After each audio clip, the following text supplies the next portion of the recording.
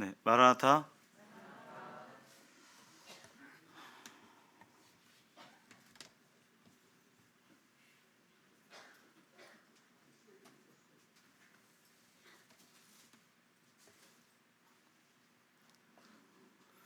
네,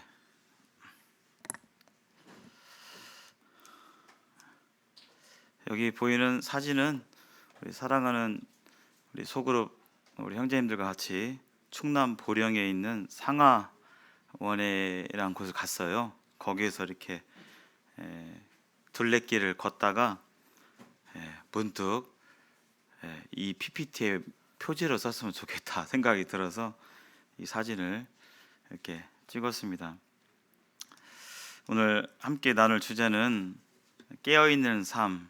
우리 기린들교회 올해 슬로건이기도 하죠. 깨어있는 삶. 첫 번째, 구원의 확증입니다. 자신의 구원을 확증하는 부분에 대해서 교제를 나눌까 합니다. 깨어있는 삶의 첫 번째 단추는, 첫 단추는 바로 생명이 있어야겠죠. 생명이 없는데 깨어 있을 수는 없습니다. 죽은 사람이 깨어날 수는 없는 것이죠. 그래서 깨어 있는 삶의 첫 번째 단추는 바로 내 안에 계신 예수 그리스도의 그 은혜, 십자가의 은혜가 새겨져 있고 예수님께서 나와 동행하는 그러한 부분에 대해서 자신 스스로 확증하고 있는가에 대한 부분입니다. 오늘이 6월 19일이죠. 다음 돌아오는 토요일이 6.25 전쟁이죠. 전쟁을 겪으신 그런 우리 부침 모침도 이 자리에 앉아 계신 것 같습니다. 6.25 전쟁도 사실 우리가 다 자고 있을 때 2월 25일 새벽 몇 시요? 4시라고 합니다. 4시. 새벽 1, 2시까지는 늦게 자는 사람들은 안 자고 이렇게 있는 사람도 있죠. 그리고 새벽 5시, 6시 정도는 또 일찍 일어나는 분들은 일어나 깨어 계신 분도 계십니다. 근데 보통 가장 사람들이 많이 자고 있는 시간이, 눈을 감고 있는 시간이 새벽 3시, 4시. 이때는 웬만하면 다 눈을 감고 있는 시간이죠. 새벽 4시에 북한군이 쳐들어왔죠. 그래서 그 정황을 좀 보면 뭐 여러 가지 국제 정세가 있잖아요. 주한미군이 1949년 6월에 우리나라에서 철수를 해요. 그래서 미국의 이 소련이 그 당시 이제 공산주의가 이렇게 확대되면서 미국이 그걸 경계했거든요. 공산주의가 확대되는 것을 막고자 해서 이 아시아 지역에 일본과 필리핀을 선으로 하는, 이렇게 선을 그어가지고 그것이 바로 에치슨 라인이라고 하는데요. 그 선 아래에는 미국이 케어를 하겠다, 돌보겠다 했는데 그 라인 안에 우리나라가 제외됩니다. 그래서 북한이 그걸 보고 이 한반도는 미국이 보호를 안 해주는구나 하면서 제외되면서 주한미군이 철수하고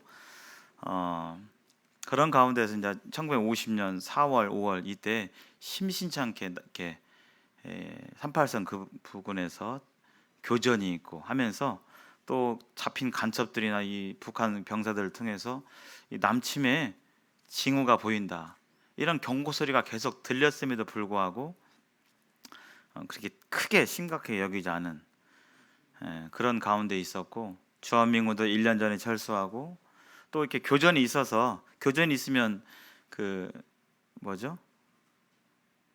비상대기를 하잖아요. 그런 기간들이 상당히 좀 있긴 했었습니다. 그래서 병사들이 비상근무 가운데서 지쳐 있었고 50년 6월쯤에 해서 이제 비상을 너무 많이 했으니 전방에 있는 이 병사들은 대규모 휴가를 가세요 이렇게 해가지고 하필이면 그때 많이 휴가 간 상태이고 주한미군도 없었고 하면서 이렇게 기습적으로 이렇게 공격을 당한 그런 상황을 6.25를 통해서 이렇게 볼 수가 있죠. 그래서 성도의 삶이 우리가 영적인 전투 가운데 있고 영적인 전쟁 가운데 있는 상황임을 생각할 때 우리는 그런 늘 우리의 믿음을 방비하고 또 깨어 있어야 함을, 깨어 있는 것을 유지해야 함을 볼 수가 있습니다. 그래서 깨어 있는 삶, 첫 번째가 이제 구원의 확증인데요. 저는 이 그림을, 이 상황을 자주 떠올려요. 졸음운전. 운전하시는 분들 졸음운전 해본 적 있으세요? 그럴 때가 있죠. 졸음운전을 해야지 하는 사람은 없잖아요. 장거리 운전을 하다 보면 나도 모르게 잠이 슬슬 오는데 버티다가 어느 순간에 보면 눈이 감겨 있고 1초 감겨 있고 막 정신이 해롱해롱할 때가 있잖아요. 바로 이러한 상황이 있죠. 예수 그리스도께서, 우리가 예수 그리스도에 대해서 알고 예수님을 나의 구주로 영접하는 순간 예수님은 나와 함께 계시죠. 영원토록 함께 계시잖아요. 영원히 떠나지 아니하신다고 하셨고 우리와 늘 함께 하십니다. 그런 상황을 저는 이제 이 운전에 많이 이렇게 비유하고 생각을 해요. 그래서 운전대는 누가 잡고 있어요? 운전대요. 제가 잡고 있습니다. 근데 이 자동차의 이 차의 오너, 주인은 누구세요? 바로 저예요? 자기 자신이에요? 아니면 우리 주님이세요? 우리 주님이십니다. 주님이 앉아 계시는 겁니다. 주님이 여기로 가라 그러면 여기로 가고, 저쪽으로 가라 그러면 저쪽으로 가고, 잠깐 쉬자 그럼 쉬고. 그러나 주님이 직접 운전하시는 것이 아니라 내가 운전자를 잡고 있는 것이고, 주님의 말씀에 순종하여 가라고 하면 가고 서라고 하면 서고 하는 그런 상황 가운데 있는 것인데, 물론 이 비유가 뭐 모든 상황에 다 100% 딱딱 떨어지는 것은 아닙니다만은, 운전을 하고 있는 내 인생의 이 길을, 자동차를 통해서 운전을 하고 있는 이 내가 졸고 있으면 어떻게 돼요? 안전한 상황인가요? 위험한 상황인가요? 위험한 상황입니다. 졸고 있으면 이 차의 주인이 하시는 말씀을 들을 수 있어요? 없어요? 없죠. 말씀은 하시는데 졸고 있기 때문에 안 들리는 것입니다. 지금 위험해, 또는 잠깐 쉬자, 이런 그 주인의 말을 듣지 못하는 상황이 있을 수 있는 것이죠. 그래서 이 졸고 있을 때 주인과의 소통은 끊어지게 되고 위험한 상태가 되는 것입니다. 졸고 있으면 졸고 있는 상황으로 끝나는 것이 아니라 이내 위험한 상태에 다다르게 되는 것이죠. 우리의 인생의 삶이, 또 믿음 생활이 일면 이런 상황과 좀 통하는 부분이 있음을 이렇게 생각해 보게 됩니다. 깨어 있다는 말은 또 자고 있는 상태와 또 대비되는 상황이죠. 그래서 성경 말씀은 깨어 있을 때 또 자고 있을 때에 대해서 언급하고 있습니다. 우리 주님께서도 언급하셨고요. 또 여러 사도들이 그러한 부분에 대해서 언급을 하고 있습니다. 잠깐 말씀을 찾아볼까요? 잠깐만요. 로마서 13장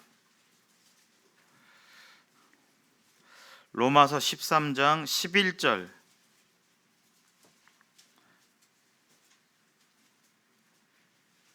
에서 14절까지 찾아보겠습니다. 로마서 13장 11절부터 14절까지 신약성경 258쪽입니다. 제가 읽어드릴게요. 또한 너희가 이 시기를 알거니와 자다가 깰 때가 벌써 되었으니 이는 이제 우리의 구원이 처음 믿을 때보다 가까웠음이라. 밤이 깊고 낮이 가까웠으니 그러므로 우리가 어둠의 일을 벗고 빛의 갑옷을 입자.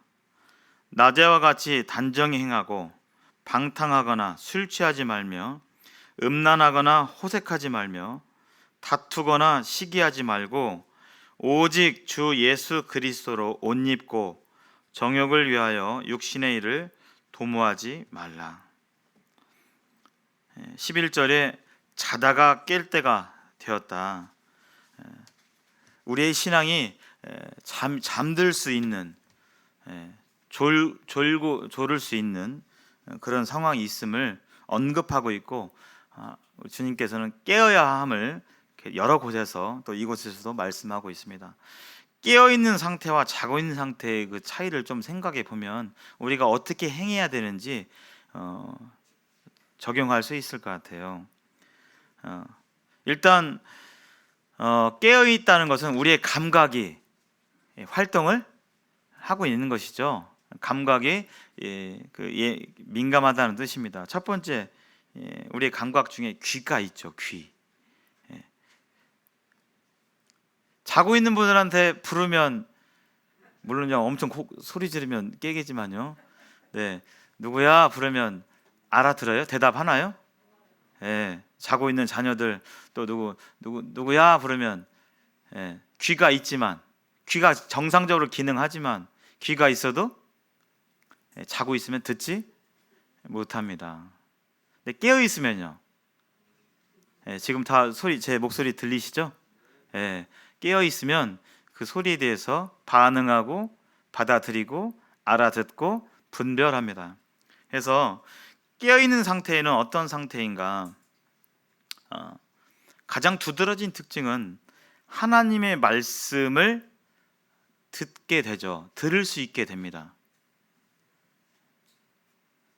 그래서 들어서 그 뜻을 알 수 있게 됩니다. 그 얘기는 뭐냐면, 귀가 있지만 하나님의 말씀이 들려지게 될 때 내 마음 가운데, 내 영혼에 들리지 않을 수 있다는 것입니다. 그것이 바로 깨어있는 상태와 자고 있는 상태의 차이죠. 말씀은 들려지지만 하나님의 뜻을 알 수가 없어요. 여러 가지 이유가 있을 수 있겠죠. 딴 생각을 한다든지, 또 마음이 다른 부분에 가 있다라든지, 여러 가지 이유로 인해서 말씀이 들려지게 될 때 깨어있는 상태는 그 하나님의 말씀이 나의 말씀으로 받아들여지고 또 나의 마음의 울림으로 다가오는 것입니다. 그래서 우리는 점검해 봐야 됩니다. 우리가 읽고 있는 오늘 아침에 했던 큐티 말씀, 또 강단에서 들려지는 말씀에 대해서 내 개인적으로 하나님께서 나에게 콕 집어서 뭐라고 말씀하시나, 오늘 뭐라고 말씀하시나, 하나님은 나에게 무엇을 원하시는가, 말씀을 통해서 들을 수 있어야 됩니다. 그래서 오늘 강단 말씀을 통해서 말씀이 끝나고 또 찬양 드리고 기도로 맞춰지게 될 때 오늘 내 마음 가운데 하나님께서 이런 말씀을 주셨구나, 나에게 각각 이런 말씀을 주셨구나 하는 메시지가 분명히 있어야 됩니다. 이것이 바로 깨어있는 상태에 있게 될 때 말씀에 대한 반응이죠. 하나님의 말씀을 듣게 되고 또 그 뜻이 무엇인지 알게 되고 하나님과의 나와 1대1 관계 속에서 하나님이 나에게 무엇이라고 말씀하시는지 알게 되죠. 그래서 그 말씀이 나에게 들어오게 될 때 그 말씀을 통해서 선악을 분별할 수 있게 되는 것이 바로 깨어있는 상태입니다. 우리가 깨어있을 때 분별하잖아요. 가야 되는지 말아야 되는지, 신호등 앞에 서 있는데 파란불인지 빨간불인지 분별하고 가고 서고 하잖아요. 그런 분별이 서게 되는 것이죠. 말씀으로 말미암아, 내 안에 들어온 말씀으로 말미암아 그런 작용들이 이루어지게 되고요. 또 말씀대로 말씀에 따라 순종하기 때문에 그는 지혜 있는 말과 행동을 하게 되는 것입니다. 또 말씀이 내 안에 들어와 있기 때문에 무엇이 내 생각 가운데서 무엇이 죄에 대한 부분인지, 죄가 어떻게 들어오는지, 또 그 죄를 어떻게 밀어내고 반응하는지, 이런 죄에 대한 반응이 깨어있는 상태 가운데 있게 될 때 그런 작용들이 이루어지게 되는 것이죠. 반면에 자고 있는 상태는 바로 이 부분의 반대죠. 하나님의 말씀이 물리적으로 들려도, 지금 이렇게 소리로 들려도 내 마음 가운데, 내 마음 영혼까지 울리지 않고 닿지 않기 때문에 하나님의 말씀에 대해서 알지 못하고, 하나님의 말씀에 대해서 알지 못하기 때문에 선악의 분별이 정확하지 않고 내 육신에 따라서 분별하고 그런 분별이 없는 것이죠. 그렇기 때문에 하나님의 지혜가 나의 삶 가운데 나타나지 않고, 또 죄에 대해서 그것이 죄인지 하나님께서 기뻐하시는지 아닌지에 대해서 잘 모르고 행하게 되는, 이것이 바로 자고 있는 상태를 볼 수가 있습니다. 또 감각기관 중에서 가장 중요한 부분이 눈이죠. 눈으로 분별하잖아요. 깨어있는 상태란 어떤 부분인가? 하나님의 뜻과 역사를 볼 수가 있어요. 하나님께서 어떻게 역사하시고 어떻게 인도하시는지 그것을 볼 수 있게 되는 분별력이 생기는 거죠. 가정 안에서 우리 가정을 하나님께서 어떻게 인도하시고 또 어떻게 하길 바라시는지 알게 되고 볼 수 있게 되고, 기린노교회 하나님께서 기린노교회가 무엇을 하기를 원하시는지, 또 무엇이 부족한지, 어떤 것을 세우기를 원하시는지, 또 어떤 걸 이루어 가시는지 깨어있는 상태 가운데서는 그것을 볼 수 있게 되는 것입니다. 하나님께서 기린노교회를 어떻게 역사해 가시는지 그것을 보고 거기에 맞춰서 하나님께 순종할 수 있게 되는 것이죠. 그래서 깨어있다는 것은 분별할 수 있는 것이죠. 자신의 상태에 대해서도 분별할 수가 있게 됩니다. 내 상태에 대해서, 내 신앙에 대해서도 알 수가 있게 되는 것이죠. 내가 지금 교만한 상태다, 또 겸손한 가운데 있다, 이런 내 신앙의 상태에 대해서도 깨어 있으면 그것을 지각할 수 있게 되는 것이죠. 반면에 자고 있으면 교회 가운데 이루어지는, 교회에서 여러 가지 일들이 있잖아요. 그런 하나님의 뜻과 역사를 볼 수 없죠. 그리고 자신의 상태를 또한 알 수가 없습니다. 내가 어떠한 상태에 있는지, 더불어서 내가 어디로 가는지, 지금 무엇을 위해 달려가고 있는지 향방 없이 그런 상태에 대해서 알 수가 없는 것이 바로 자고 있는 상태의 모습입니다. 이 시간 내 신앙의, 내 삶 가운데서 나는 과연 깨어있는 상태인지 아닌지 스스로 분별해 보시기를 바랍니다. 또 눈과 귀뿐만 아니라 깨어있는 상태는 몸이 어떻게 해요? 이렇게 움직이죠. 자는 사람이 몸이 움직이지는 않습니다. 깨어있다는 것은 운동력이 있고 활동력이 있다는 것이죠. 반면에 자고 있는 것은 활동하지 않고 있다는 뜻입니다. 그래서 깨어있는 상태는 삶의 목적과 방향이 분명합니다. 내가 살아야 될 이유, 직장에서 그렇게 열심히 일하는 이유, 가정생활하는 이유, 또 교회에 이렇게 모여서 찬송하는 이유, 또 섬기는 이유, 신앙생활하는 이유와 목적이 분명합니다. 그리고 가는 방향도 분명하고요. 이것이 바로 깨어있는 상태입니다. 따라서 삶의 목적과 방향이 분명하기 때문에 삶의 우선순위가 세워져 있어요.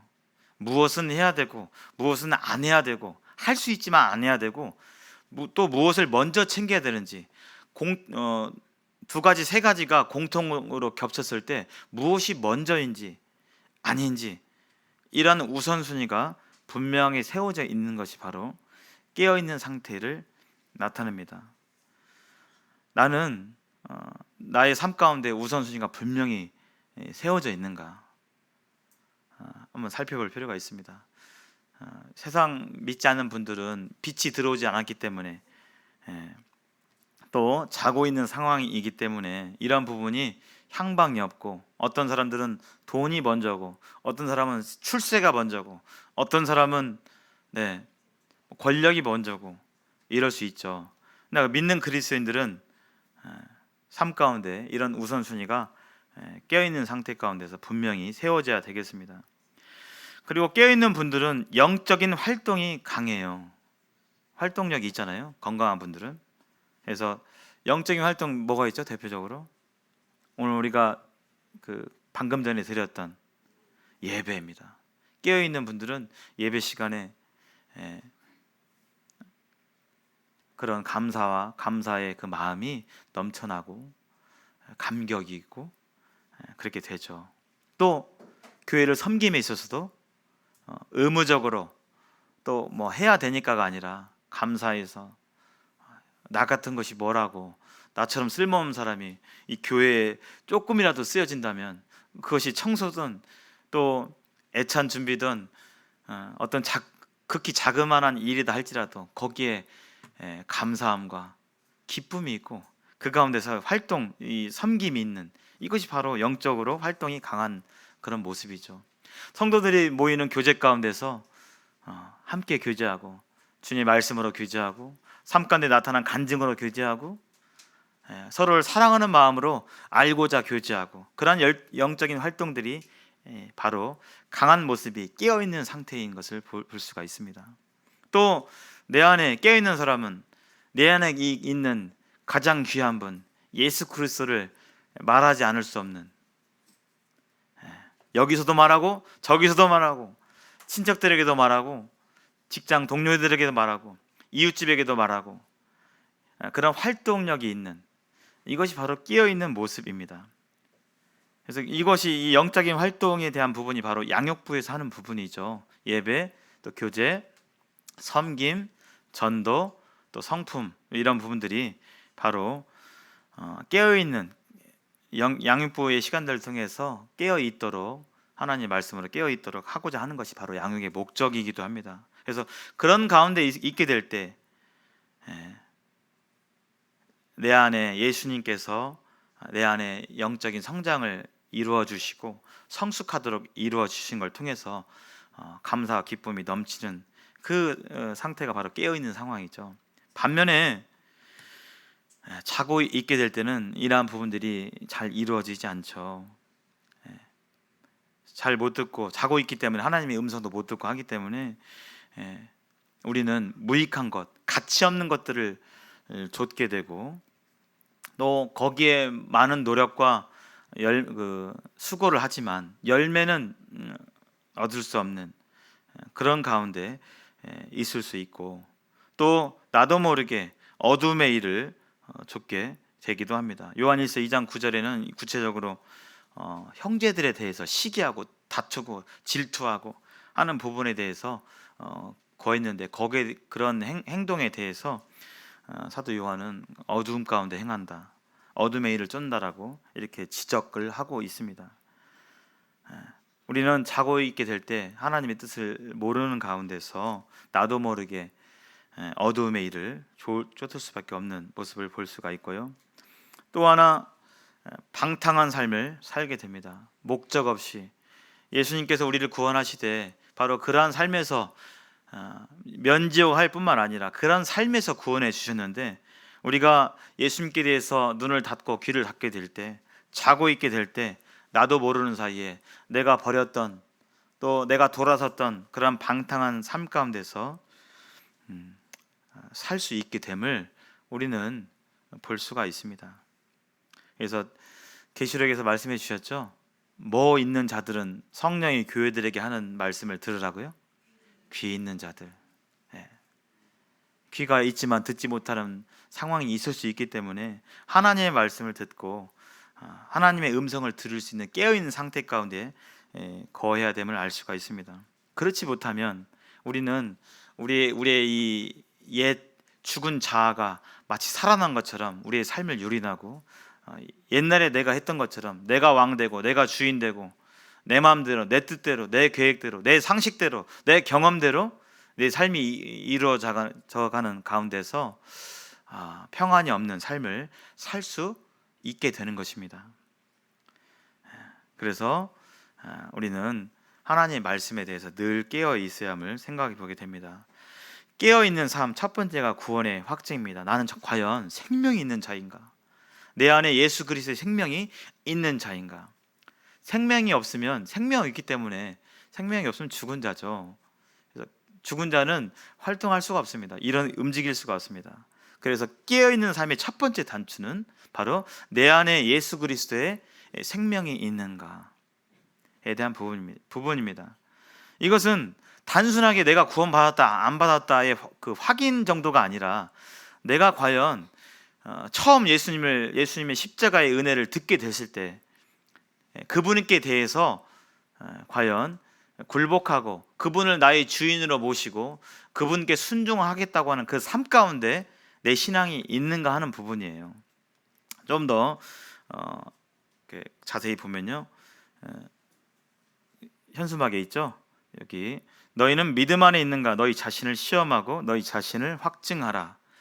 믿음 안에 있는가? 이 믿음은 그냥 구원 받았네, 그러면 됐어요, 이제 확인했으니까 됐습니다, 이게 아니라 구원 받을 뿐만 아니라 그 구원의 진리, 구원하신 목적 가운데 계속적으로 살고 있는가 하는 부분입니다. 구체적으로 풀어서 말씀드리면 내 안에 그리스도의 영이 있는지 스스로 시험하고 확증해야 됩니다. 이제 구원에 대한 확증이죠. 어떻게 알 수 있을까요? 내가 구원 받았는지, 내 안에 그리스도의 영이 있는지 없는지 어떻게 확증할 수 있을까요? 몇 가지가 있죠. 첫 번째는 하나님의 말씀에 대한 반응입니다. 말씀을 듣게 될 때 기쁨이 있는가, 또 때때로 책망이 되는가, 또 감사가 되는가, 말씀에 대한 이해와 깨달음이 있는가, 또 말씀을 읽고 싶은 마음이 있는가. 1년이 가고 2년이 가고 10년이 가도 내 마음 가운데 말씀을 읽고 싶은 마음이 도무지 안 생긴다. 우리는 점검해 봐야 됩니다. 하나님의 영이 있으면 그럴 수가 없죠. 말씀을 읽고 싶은데 마귀가 그걸 방해해서 그 읽고 싶은 만큼 못 읽는 때는 있지만 말씀을 읽고 싶은 마음이 전혀 없다, 하나도 들지 않는다, 구원받은 영이라 말하기가 어렵습니다. 또 죄에 대한 반응이 다르죠. 정말 구원받으면 죄에 대해서 민감하고, 왜요? 예수님의 은혜가 있기 때문에. 나 같은 죄인을 살리시기 위해서 십자가에서 자기의 생명을 바치셨는데 죄에 대해서 아무렇지도 않고, 죄를 저지르는 부분에 대해서 아무렇지도 않고 마음에 찔림이 없고 이렇게 될 때 우리는 구원받았다라고 말하기가 어렵겠죠. 또 예수 그리스도의 영이 있는데 구원받은 성도님들을 만났는데 싫고, 만나는 게 싫고, 왠지 만나면 부담스럽고, 오히려 세상 친구들 만나는 게 더 좋고 즐겁고 마음 편하고, 이러면 우리는 확인해 봐야 됩니다. 그리고 믿지 않는 사람들을 바라보게 될 때 국률함이 있고, 이걸 전해야 되는데, 이대로 가면 안 되는데, 이대로 가면 영원한 지옥 형벌이 있는데, 이런 마음이 하나도 안 생긴다면 우리는 자신의 구원에 대해서 점검해 봐야 됩니다. 장로 형제님들께 와서 이렇게 얘기하셔야 돼요. 그것이 더 아름답고 좋은 길입니다. 그래서 이 자신의 구원에 대해서 확인을 해봐야 되고, 단순한 구원 여부에 대한 확인뿐만 아니라 이 깨어있는 삶이 다 첫 단추가 구원의 확증이라고 했는데요, 어떻게 하면 깨어있는 삶을 살 수 있느냐, 자신이 구원받는지 확인하고 뿐만 아니라 내 안에 처음 사랑의 감격과 감사가 있는가, 기쁨이 있는가, 또 찬송이 있는가, 또 그 가운데 살고 있는가를 점검해 봐야 됩니다. 이러한 기쁨을 확인하는 가장 좋은 시간, 또 하나님께서 우리의 연약함을 아시고 자주 잊어먹기 때문에 주어진 시간이 어떤 시간이죠? 바로 우리가 떡과 잔을 통해서 주님을 기억하는 시간입니다. 예배 시간에 정말 나 같은 사람을, 이 무익한 사람을 구원해 주신 그 감사가 있는가, 감격이 있는가, 또 기쁨이 있는가, 우리는 그것을 확인해 봐야 됩니다. 그것이 없다면 에베소 교회에 경고하신 것처럼 처음 사랑을 회복하셔야 됩니다. 처음 십자가 앞으로 가셔서 내가 어떤 존재이고, 나 같은 사람을, 인생이 무엇이고, 나 같은 사람을 부르시고 사랑하시고 구원하신 그분의 은혜, 십자가 은혜 앞에 다시금 엎드려야 됩니다. 지난주에 우리 네 분의 성도님 침례에 순종하셨습니다. 그게 고백이죠. 침례는 흔히 믿는 자들의 첫 순종이라고 하잖아요. 또 고백입니다.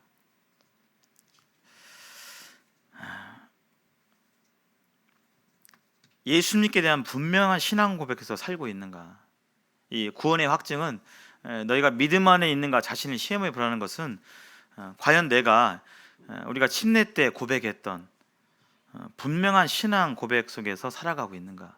지난주 기억하셔요? 그때 침례 때 침례 하는 분이 질문을 하죠. 누구누구는 우리 주 예수 그리스도를 나의 구주로 영접하셨습니까? 예수님이 나의 주인이십니까? 구원자이십니까? 물어보잖아요. 그때 네 하잖아요. 누구 앞에서요? 첫째는 하나님 앞에서, 그 다음에는요 먼저 구원받으신 성도님 앞에서, 또 누가 또 지켜보고 있어요? 원수 마귀가 지켜보는 앞에서. 옛날에 내 마귀 수 아래 권위와 권세 아래 있었는데 이제 마귀를 떠나서 이제 저분의 주인은 예수님이야, 자기가 아니고 예수님이야 라고 고백하잖아요. 그러한 분명한 신앙 고백 가운데서 하루하루를 살아가는가? 오늘 하루의 주인은 예수님이십니다. 오늘 하루의 시간과 내 지갑에 있는 이 물질과 이것이 바로 주인은 예수님이십니다 라는 분명한 신앙 고백 가운데 있는가? 내 인생의 행로, 내 진로, 내가 무엇을 하고 어떻게 살아야 할지에 대한 그 주권, 그것이 주님께 있습니다. 내 뜻 안에 있지 않습니다. 내 계획 안에 있지 않습니다. 내 취향 안에 있지 않습니다. 바로 주님께 있습니다 라는 그 고백 속에서 사는 것이 바로 깨어있는 삶에 대한 첫 번째 단추입니다. 그래서 우리는 침례 때 이렇게 했죠. 우리는 다 항복했습니다. 저는 안 됩니다. 저는 주가 마땅한 자입니다. 이렇게 고백했잖아요. 예수님께 항복하고 내 인생의 왕의 자리를 내어드린 자가 바로 우리 믿는 자들의 정체성입니다. 믿는 자가 누구냐? 우리 인생의 길을, 내 생명과 내 인생길의 삶의 길을 누구한테 맡긴 자예요? 바로 우리 왕 대신 주 예수 그리스도께 맡긴 자가 바로 이 믿는 자들의 정체성입니다. 그래서 침례 받을 때 물에 들어갔다가 완전히 잠겼다가 올라오게 되는데, 로마서 6장과 여러 성경에서 교훈하고 있죠. 우리의 옛사람은 죽었습니다. 예수님과 함께 연합되어서 십자가에서 죽었어요. 옛날 나는 죽었습니다. 죽었으니까 이 세상에 있어요, 없어요? 없습니다. 이 세상에 없어요. 죽었어요. 내 뜻과 내 계획, 내 성향 죽은 겁니다. 없는 것입니다. 그와 더불어서 예수님과 함께 부활에 참여한 새로운 피조물들이에요. 근데 우리 눈으로 보기에는 구원받기 전이나 또 침례받기 전이나 지금이나 외모적으로 볼 때는 별 차이점이 없는 것 같아요. 그러나 누가 보시기에는 우리는 새로운 피조물이라고요? 하나님이 보시기에는 우리는 완전히 다른 종류의 그런 존재입니다. 새로운 피조물이라는 게 그런 뜻이잖아요. 우리는 새로운 피조물이 된 것입니다. 그래서 이러한 신앙 고백 가운데서 살아가고 있는가, 이것이 바로 깨어있는 삶을 살 수 있는 그런 마음의 상태인 걸 볼 수가 있습니다. 그래서 이 단순히 내가 구원 받았다 안 받았다 이것이 아니라 예수님을 주로 모시고 그 주님의 뜻대로 살아가는 거, 주님의 말씀을 믿음으로 살아가는 거. 세상에서 이런 방식 저런 방식 여러 방식이 있지만 이제는 그런 방식이 아니라 새로운 피조물로서 하나님의 말씀의 원리대로. 근데 이 말씀의 원리는 세상과 많이 반대되는 것들이 많이 있잖아요. 세상의 논리는 원수들 보면 당한 만큼 어떻게 하라고요? 갚아라고 하고 세상의 논리들이 많이 있잖아요. 우리는 그렇게 살아가지 않습니다. 왜냐고요? 우리는 새로운 피조물들이기 때문에. 누구의 뜻대로 살아가요? 하나님의 말씀대로, 뜻대로. 세상의 논리대로, 저 유명한 지혜 있는 사람들의 말대로가 아니라 하나님의 말씀대로 살아갑니다. 하나님의 말씀을 믿음으로 살아가는 것입니다. 너희는 먼저 그의 나라와 의를 구하라. 그리하면 이 모든 것을 더해 주신다고 약속해 주셨잖아요. 내가 가만히 보니까 이거 먼저 하나님을 구하고 하나님 먼저 신앙을 구하면 이 힘들 것 같아. 생활이 어려워질 것 같고 내가 위태로워질 것 같고 그런 생각이 들어요. 그러나 하나님의 약속은 뭐예요? 먼저 하나님의 나라와 의를 구하면 하나님 어떻게 약속해 주셨어요? 더해 주신다고 약속해 주셨잖아요. 그것을 믿으면 믿음으로 사는 것이고, 믿지 않으면, 알지만 많이 들었지만 믿지 않으면 그 하나님의 그 약속은 내 삶 가운데서 이루어지지 않죠. 내 삶 가운데서 그 하나님의 역사는 나타나기가 어렵죠. 믿음으로 반응했을 때, 우리가 하나님의 말씀을 믿음으로 반응했을 때 그런 역사가 일어나는 것입니다. 그것이 바로 깨어있는 삶이죠. 말씀에 대한 반응. 그래서 나는 성경의 약속을 믿는가, 지금도 들려지고 있는 하나님의 말씀, 또 내가 읽고 있는 말씀을 정말 믿는가, 그냥 내 마음 가운데 그냥 감동하는 선에서 끝나는가, 아니면 정말 믿음으로 그것을 행하는가, 그것이 바로 깨어있는 자의 모습입니다. 나는 성경의 약속을 믿는가, 또 순종하며 살아가는가. 뿐만 아니라 내가 확신하고 있다면, 구원의 확증이잖아요. 구원의 확증 가운데 있는 것이 깨어있는 삶인데, 깨어있는 삶은 내가 확신하고 있는 것을 전하지 않을 수 없는 것이죠. 전하지 않을 수가 없습니다. 영원한 천국과 영원한 지옥이 있는데, 그것을 확신하고 있는데 그 확신하는 분이 어찌 말하지 않을 수 있겠습니까?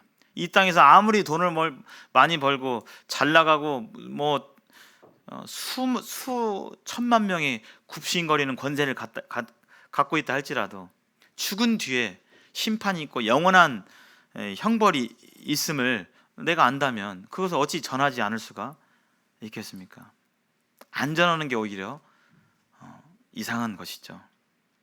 바로 이 구원의 확증은 단순히 구원의 구원 받았구나, 됐다가 이런 정도가 아니라, 나를 구원하신 목적, 그런 목적 가운데 믿음으로 반응하며 살아가는 것이 바로 깨어있는 삶입니다. 그래서 말씀에서 하고 있죠. 천천히 읽어 드리겠습니다. 이 말씀을 이렇게 잘 보시기 바랍니다. 그가 모든 사람을 대신하여 죽으심은, 예수님이 나를 대신하여 죽으심은 살아있는 자들로 하여금 다시는 그들 자신을 위하여 살지 않고, 이 구원의 확증 가운데 있다는 것은 바로 이러한 하나님의 말씀을 늘 기억하고 또 그 가운데 살아가는 것을 말합니다. 이 모든 사람, 또 살아있는 자들, 그 말 대신에 우리 자신의 이름을 한번 넣어보세요. 우리 자신의 이름을. 예수님이 나를 위해 대신하여 죽으심은 나로 하여금 다시는 나 자신을 위하여 살지 않게 하기 위해서 우리를 구원하신 목적이 있다는 것입니다. 나를 위해 살지 않는 것, 그리고 누구를 위해 살아요? 오직 나를 대신하여 죽었다가 다시 살아나신 이, 바로 우리 주 예수 그리스도를 위하여 살게 하려 함이라. 이것이 바로 깨어있는 삶, 단순한 구원의 확인이 아니라 나를 구원하신 목적을 늘 생각하며 그 안에서 순종하며 사는 삶, 그것이 바로 깨어있는 삶이죠. 나를 위해 살지 않은 삶. 그래서 구원의 시인은 바로 그러한 고백입니다. 제가 예수님을 믿습니다. 제가 이전에는 내 뜻대로, 내 생각대로, 내 마음대로 나의 만족을 위해서 살아갔지만 저 이제 그렇게 살지 않겠습니다.